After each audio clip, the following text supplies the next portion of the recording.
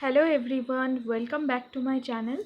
So today I will read the second chapter of India's Ancient Past book, Modern Historian of Ancient India.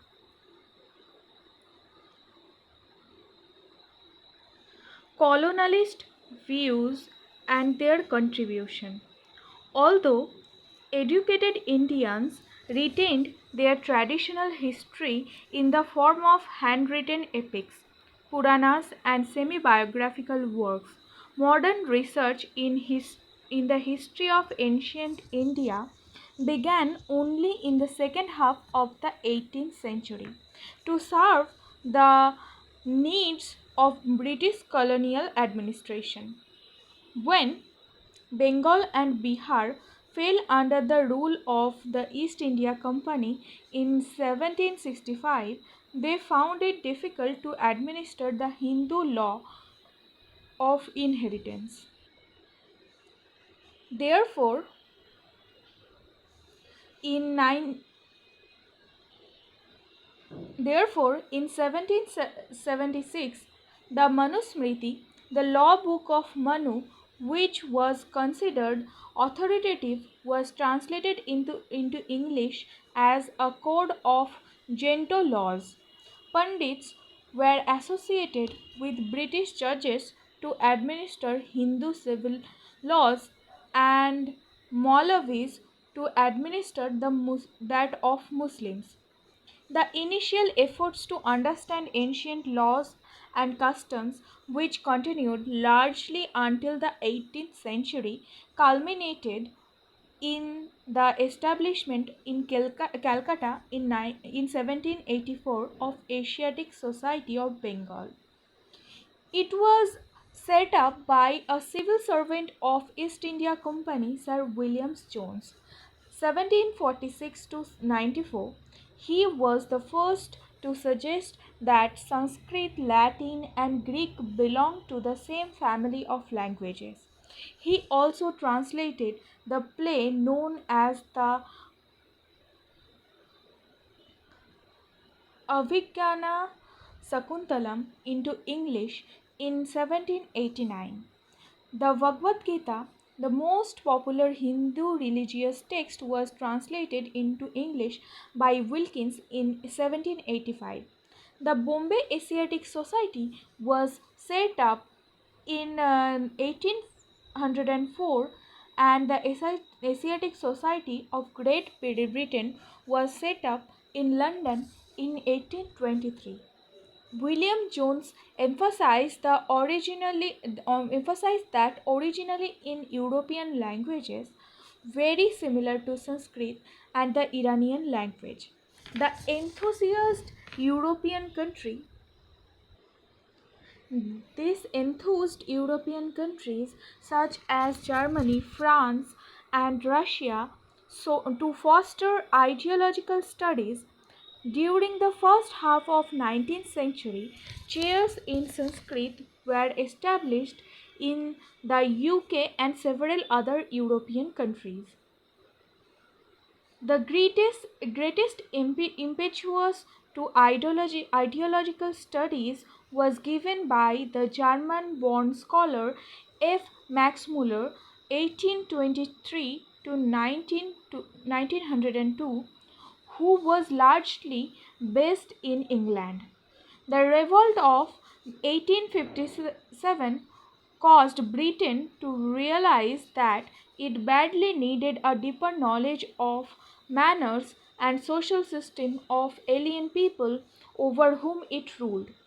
Similarly, the Christian missionaries sought to uncover the vulnerabilities in the Hindu religion to win converts and strengthen the British Empire. To meet these needs, ancient scriptures were translated on a massive scale under the editorship of Max Muller. Although 50 volumes, some in several parts, were established under the Sacred Book of East series. Although a few Chinese and Iranian texts were included, ancient Indian texts were predominant. In introduction to these volumes, the book based on them, Max Muller and other Western scholars made certain generalizations about the nature of ancient Indian history and society. They stated that the ancient Indians lacked a sense of history, especially of the element of time and chronology. They added that Indians were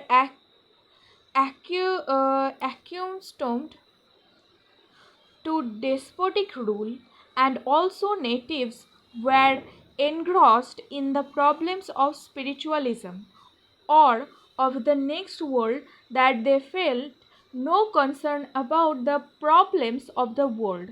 The Western scholars stressed that Indians had experienced neither a sin of nationhood nor any from self government.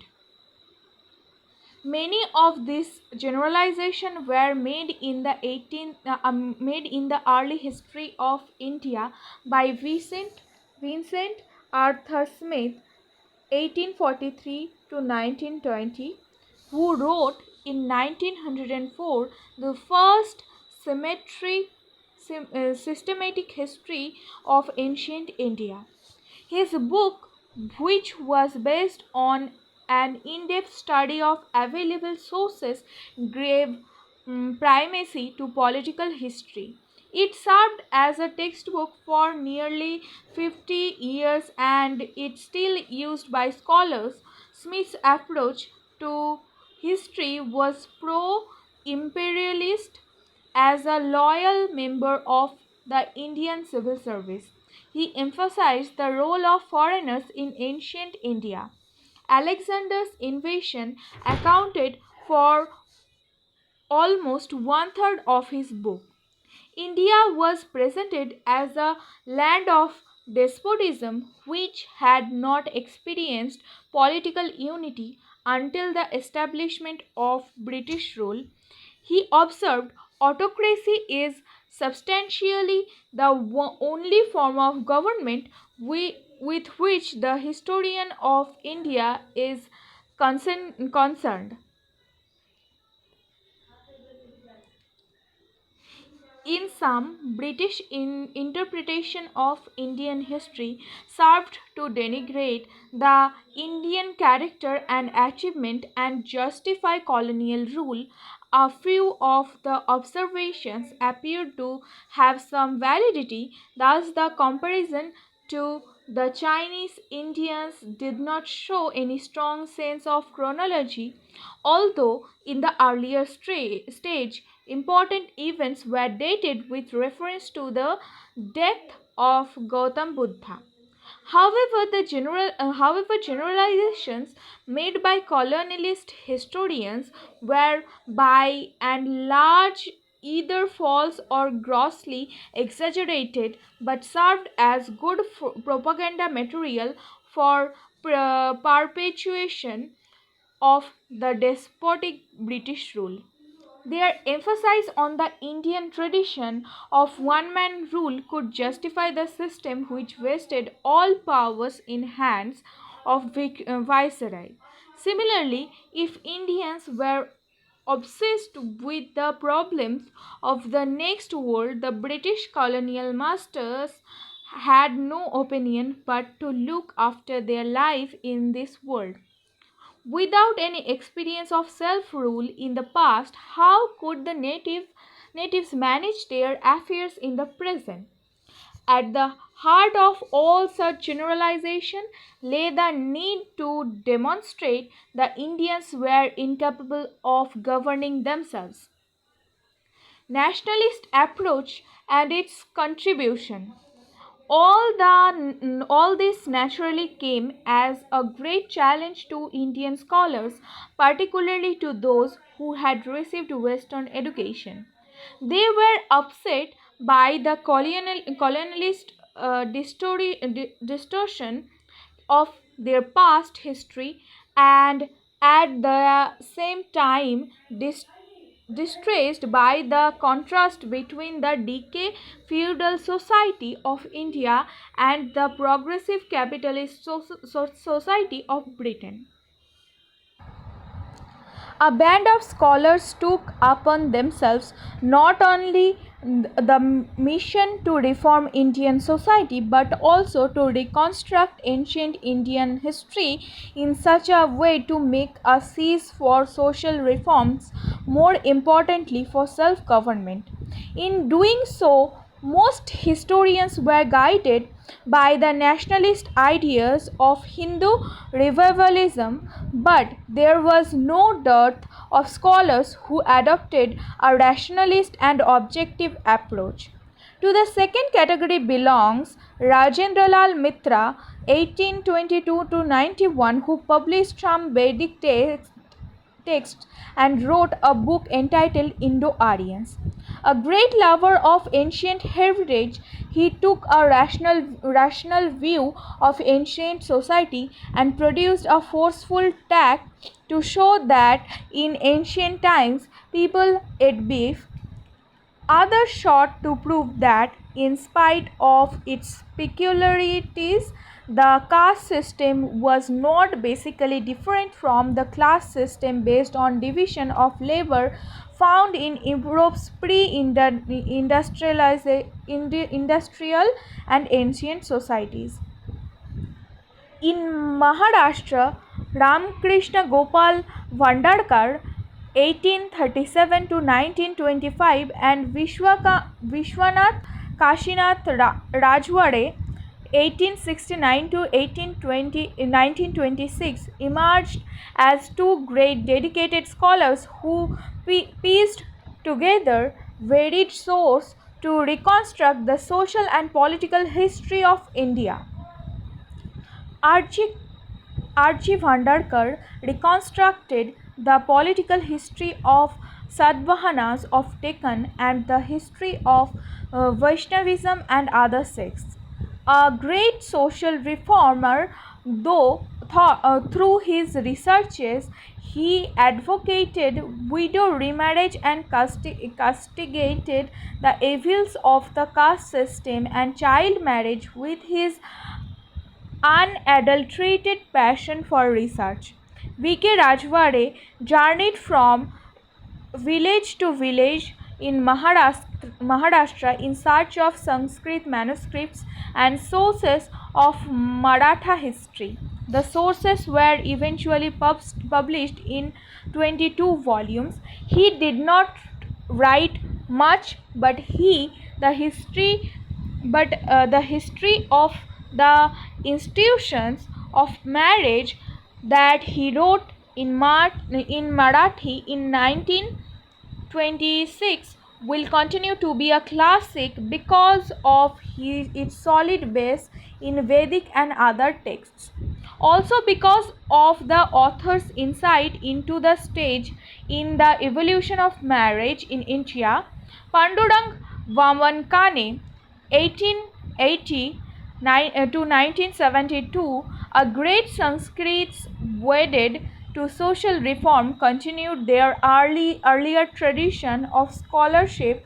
His monumental work entitled The History of Dharmashastra, published in 4 volumes in the 20th century, is an encyclopedia of ancient social laws and customs that enables us to study the social processes of ancient India. The Indian scholars diligently studied political history to demonstrate that India did not have a political history and that the Indians possessed expertise in administration. Here due credit should be given to Devdatta Ramkrishna Vandarkar, 1875 to 1950, an epigraphist who published book on Ashoka on ancient Indian political institutions. More valuable work was done by Hemchandra Rai Chaudhary, 1892 to 1957, who reconstructed the history of ancient India from the time of Mahabharata war, that is 10th century BC, to the end of Gupta Empire. As a teacher of European history, he adopted some of the methods and comparative insights in writing this book. Although he did not discuss the problems of periodization, his history of ancient India adopted with the 6th century AD. Though he recognized the contribution of V.S. Smith to the reconstruction of early Indian history, yet Ram Chaudhuri criticized the British scholar at many points. His writings are marked by impeccable scholarship but show a streak of militant Brahmanism when he criticizes Ashoka's policy of peace. A stronger element of Hindu revivalism appears in the writing of R.C. Majumdar, 1888 to 1980, who was a prolific writer and general editor of the multi-volume publication History and Culture of the Indian People. Most writers on early Indian society did not give adequate attention to South India. Even K.A. Nilkanta Shastri, 1892 to 1975, the great historian from South India, followed the same approach in his History of Ancient India, but this was more than rectified in his History of South India. His style in terse, but his writing lucid, the presentation of fact, he is as dependable as Rai Chaudhuri. However, his general observation on the nature of policy and society in South India was questioned by several scholars. Nilkanta Shastri emphasized the cultural supremacy of Brahmanas and also highlighted the harmony that prevailed in early Indian society. Under his leadership, several research monographs were produced on the dynastic history of South India. Until 1960, political history attracted the largest number of Indian scholars who also glorified the histories of their respective regions on dynastic lines. Those who wrote history at a pan-India level were inspired by the ideas of nationalism. In contrast to this book of V.S. Smith, who devoted almost a third of the total page to Alexander's invention, Indian scholars gave this subject much as less importance. On the other hand, they stressed the importance of the dialogue of Porus with Alexander and Chandragupta Maurya's liberation of northwestern India from Seleucus. Some scholars, such as K.P. Jaiswal (1881–1937) and A.S. Altekar (1898–1959), overplayed the role of indigenous ruling dynasties in liberating India from the rule of the Sakas and Kushanas, little realizing that Central Asians and others became an intrinsic part of India's life and did not exploit India's resources for their original homeland. However, the greatest merit of K.P. Jaiswal lay in exploding the myth of Indian despotism. As early as 1910–12, he wrote several articles to show that republics exist in ancient times and enjoyed a measure of self-government. His findings finally appeared in Hindu Policy in 1924. Although Jaiswal is charged with projecting modern nationalist ideas into ancient institutions and the nature of the republican government, presented by him is attacked by many writers, including Evan Ghoshal, 1886 to 1969. His basic thesis regarding the practice of Republican experiment is widely accepted, and his pioneer work, Hindu Policy, now in its sixth edition, is considered a classic. Move toward non-political history. British historian Oliver Wasam, 1914 to 86, a Sanskritist by training, questioned the wisdom of looking at ancient India from the modern point of view. His earlier writings show his deep interest in materialist philosophy of some heterodox sects. Later, he believed that the past should be read out of curiosity and pleasure. His book, The Wonder That Was India, 1951, is a sympathetic survey of the various facets of ancient Indian culture of civilization, free from the prejudices that plague the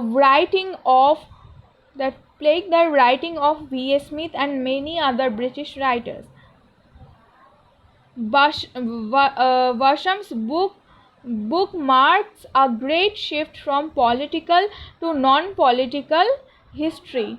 The same shift is evident in D.D. Koshambi's 1907 to 66 book, An Introduction to the Study of Indian History, 1957, later popularized in The Civilization of Ancient India in Historical Outline, 1965. Koshambi blazed a new trail in Indian history. His treatment follows a materialist interpretation of history, which is derived from the writings of Karl Marx. He presented the history of ancient Indian society, economy, and culture as an integral part of development of the forces and relations of production. He was the first survey volume to show the state of his social economic development in terms of tribal and classic processes. He was criticized by many scholars, including Washam's, but his book continued to be widely read.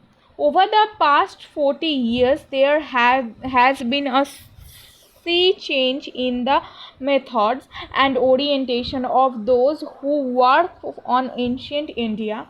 They lay great stress on social, economic, and cultural processes and try to relate them to political developments. They take account of such stratification of the text and compare their convention natural with archaeological and anthropological evidence.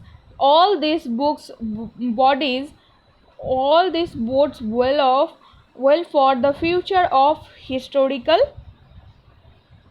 studies. Western writers no longer insist that all cultural elements came to India from outside. Some of them, however, hold that religious ideas, rituals, and caste kinship and tradition are the central forces in Indian history. They also underscore various division treasure which made for stagnation, and are more concerned about the problem of stability and continuity. They seem to be fascinated by old exotic elements and want to preserve them forever. Such an approach implies that Indian society has not changed and cannot be changed, that stagnation is an integral part of the Indian character. Thus, the chauvinists and sophisticated colonists use the study of India's past to prevent its progress. A few Indian writers magnify the role of religion and believe that everything in God and great oriented in our country. Communal approach. Since 1980, some Indian writers and their Western counterparts have adopted an aggressive and irrational approach to the study of ancient India. They identify it with Hinduism under British rule, colonialist, colonialist historians deliberately denigrated India's achievement and attributed important element of Indian culture to external influence. Indian historians underlined India's contribution to world culture. Uh, Hence, in the interpretation of history, there was a continuing struggle between colonialism and nationalism. Now the situation is undergone a change. The struggle now is between communalism and irrationalism on the one hand, and rationalism and professionalism on the other hand. Though most writers are rational and professional, some have become communal and irrational. The latter overplay myths and legends, arguing for the existence of Rama's Ayodhya without historical evidence. They censure all critical studies of the Brahmanical social structure, and even supported the caste system by ignoring the social inequality stressed by Manu. Those who once attributed the painted grey ware to the Vedic people and looked for the outside India now declare the Indo-Aryans to be the indigenous Indians. They argue that Muslims and Christians who came from outside are foreigners. Such generalization need to dispassionately examined on the basis of rational reading of the sources. In the context of religion, neither Hindu nor Hindu Dharma is known to any ancient Sanskrit text, nor to any other ancient sources. The communal writers go on harping on the Hindu and Hindutva. Under the circumstances, historians wedded to objective and scientific criteria have to be alert and adhere to reason and long established historical standard. Chronology. Second half of the 18th century, modern research is in the history of ancient India. 1765, Bihar, Bengal came under the rule of East India Company. 1776, Manusmriti, Code of Gento. You can take the screenshot of this chronology, and if you find this video helpful, don't forget to subscribe my channel, and if you like the video, comment below. Thank you.